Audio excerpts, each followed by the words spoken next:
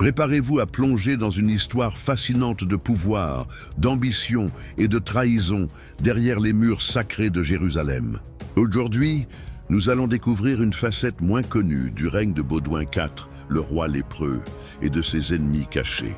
Alors qu'il luttait contre la terrible maladie qui rongeait son corps et tenait à distance les armées de Saladin, Baudouin combattait aussi des adversaires bien plus proches, des nobles, des régents et même des membres de sa propre famille, prêts à tout pour contrôler le trône. Dans cette vidéo, nous allons dévoiler qui étaient ces conspirateurs, ce qui nourrissait leurs ambitions, et comment les intrigues de palais mirent en péril non seulement le trône de Baudouin, mais aussi le destin même du royaume latin de Jérusalem. Vous comprendrez comment les faiblesses internes peuvent être aussi dangereuses qu'un siège ennemi, et comment le courage et la ruse de Baudouin brillèrent au milieu des trahisons. Restez jusqu'à la fin pour découvrir des détails surprenants sur les coulisses du pouvoir à Jérusalem, et comprendre comment, même entouré de trahisons, Baudouin demeura un symbole de dignité et de leadership en des temps d'épreuves extrêmes. Au XIIe siècle, le royaume latin de Jérusalem était une fragile forteresse chrétienne au cœur du Moyen-Orient. Fondé après la première croisade, le royaume dépendait d'un réseau complexe d'alliances entre seigneurs féodaux européens et ordres militaires, tels que les Templiers et les Hospitaliers. L'équilibre était constamment menacé par des forces extérieures, principalement par la puissance grandissante de Saladin et par des divisions internes qui rongeaient la stabilité du trône. Dans ce contexte troublé, Baudouin monta sur le trône, alors qu'il était encore jeune et déjà marqué par la lèpre, étant un roi qui aurait besoin de force et d'intelligence, non seulement contre les ennemis déclarés, mais aussi contre les loups déguisés à l'intérieur même des murs de Jérusalem. Dès son plus jeune âge, Baudouin fit preuve d'une impressionnante force de volonté en assumant le trône de Jérusalem, tout en sachant que la lèpre limiterait sa vie et ses capacités physiques.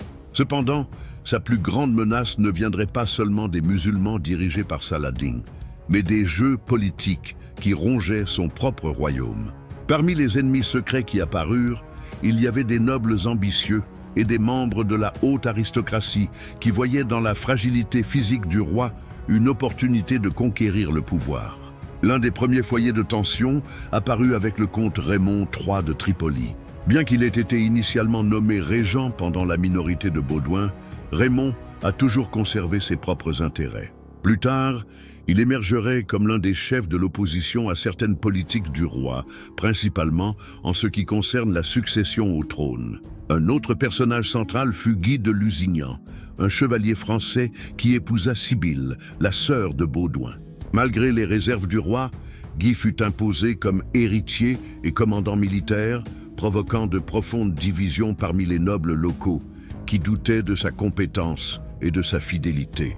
Les tensions s'aggravèrent à mesure que la santé de Baudouin se détériorait.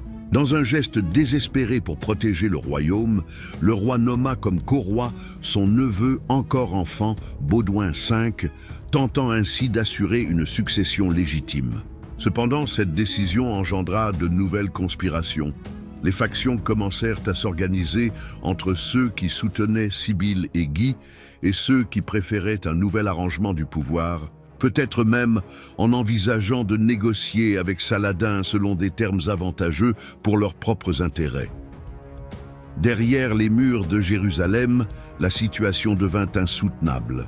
Des nobles comme le seigneur d'Ibelin, Baudouin d'Ibelin, tentèrent d'équilibrer la situation, mais leurs actions étaient souvent interprétées comme des tentatives voilées de s'emparer du pouvoir. L'ordre des Templiers et l'ordre des Hospitaliers étaient eux aussi divisés.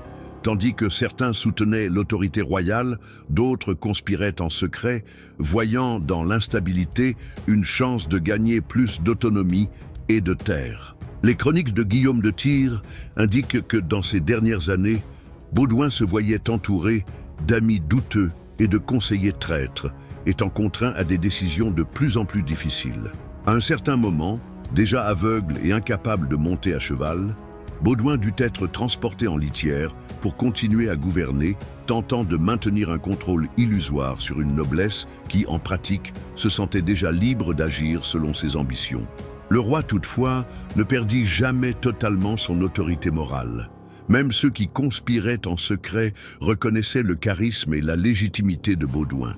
Sa résistance et sa dignité face à la maladie rendaient toute opposition ouverte extrêmement risquée en termes de prestige et d'opinion publique parmi les chrétiens de Terre Sainte et d'Europe. Ainsi, les ennemis de Baudouin préféraient agir dans l'ombre, sapant son influence et préparant le terrain pour une nouvelle direction. Les intrigues continuaient de s'entrelacer dangereusement. La santé de Baudouin se dégradait visiblement et la nécessité d'assurer une transition sûre du pouvoir devenait désespérée. Cependant, ses ennemis secrets étaient habiles à dissimuler leurs intentions sous une façade de loyauté.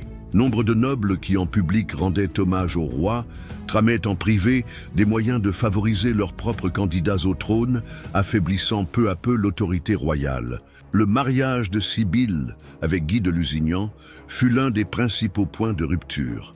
Baudouin, conscient de l'impopularité de Guy et de la méfiance générale à l'égard de son caractère, tenta de limiter son pouvoir. Dans un geste audacieux, il retira à Guy le droit de gouverner et tenta de le remplacer par d'autres chefs militaires plus fiables, comme Raymond de Tripoli. Ce mouvement, cependant, ne fit qu'enflammer davantage les divisions internes, plongeant le royaume dans une dangereuse instabilité. Tandis que Saladin rassemblait ses forces pour de futures campagnes, Jérusalem se consumait en querelles internes. Les grandes maisons nobles, telles que les Ibelins et les Montferrat, se disputaient l'influence, négligeant bien souvent la délicatesse de la situation extérieure. La régence du jeune Baudouin V, mise en place par Baudouin IV, fut rapidement menacée par les alliances instables et traîtresses formées entre les principaux seigneurs de Terre Sainte. Le climat derrière les murailles était à la méfiance généralisée. Chaque décision royale était suivie de murmures de conspiration. Chaque nomination d'un officier de confiance était interprétée comme un coup porté à une autre faction.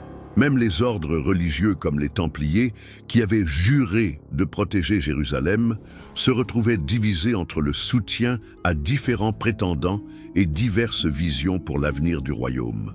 Guillaume de Tyr, qui vécut de près ces événements, déplore qu'au moment où l'unité était la plus nécessaire pour résister à Saladin, la vanité et l'ambition des hommes aient été plus fortes que la foi et la raison. Baudouin, de plus en plus isolé, luttait pour arbitrer entre ces factions, conscient que sa mort imminente laisserait un vide que ses ennemis secrets aspiraient à combler. Lorsque Baudouin mourut enfin, en l'an 1185, il laissa derrière lui un royaume divisé, vulnérable non seulement aux forces extérieures, mais aussi rongé de l'intérieur. Sa mort fut le présage de temps sombres pour Jérusalem, car ceux qui auparavant complotaient en secret allaient bientôt se disputer le pouvoir ouvertement, avec des conséquences dévastatrices pour l'avenir de la chrétienté en Terre Sainte. L'histoire des ennemis secrets de Baudouin est un sombre portrait de la manière dont l'ambition humaine peut détruire même les projets les plus sacrés. Son leadership, marqué par le courage et le sacrifice, brille encore comme un rare exemple d'intégrité au milieu d'un océan de trahison. L'héritage de Baudouin transcende son époque.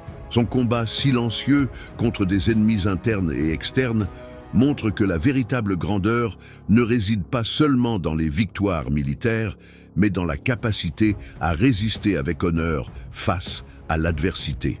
Après sa mort, les murailles qu'il avait tant tenté de protéger succombèrent rapidement aux erreurs des hommes qui auraient dû le soutenir. Si vous avez apprécié cette plongée dans l'histoire de Baudouin et souhaitez découvrir d'autres épisodes fascinants sur la Terre Sainte et l'époque des croisades, n'oubliez pas d'aimer cette vidéo, de vous abonner à la chaîne et de laisser un commentaire en disant ce que vous aimeriez voir ici. À bientôt pour un nouveau voyage dans l'histoire.